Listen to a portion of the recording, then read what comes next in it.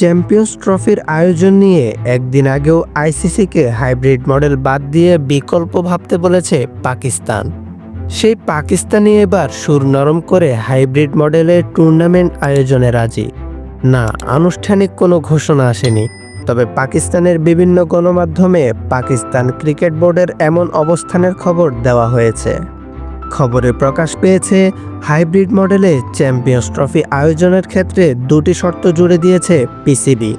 প্রথমটি হলো আইসিসির রাজস্ব আয় থেকে পিসিবির জন্য বরাদ্দ বাড়াতে হবে, এবং দ্বিতীয়টি হলো 2031 সাল পর্যন্ত ভারত যতগুলো বৈশ্বিক টুর্নামেন্ট আয়োজনের সত্ত্ব পেয়েছে সেগুলো হাইব্রিড মডেলে হতে হবে।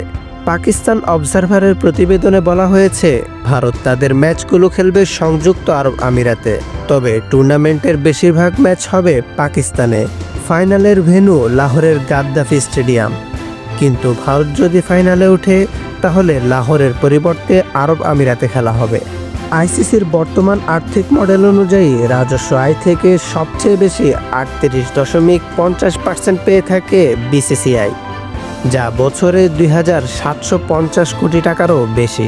পিসিবি পায় মাত্র 5.75%, যা বছরে 423,40,000 টাকার মতো। কিন্তু হাইব্রিড মডেলের জন্য পাকিস্তানের শর্ত মারা হলে আইসিসি থেকে দেশটির জন্য রাজস্ব বরাদ্দ বাড়াতে হবে।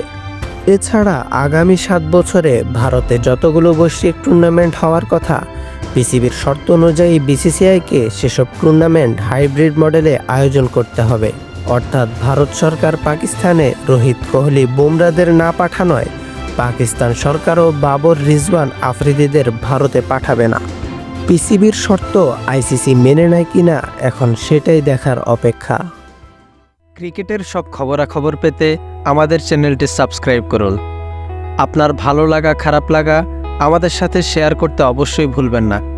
আপনার গুরুত্বপূর্ণ ফিডব্যাক আমাদের পথ চলাকে সুগম করবে। ধন্যবাদ।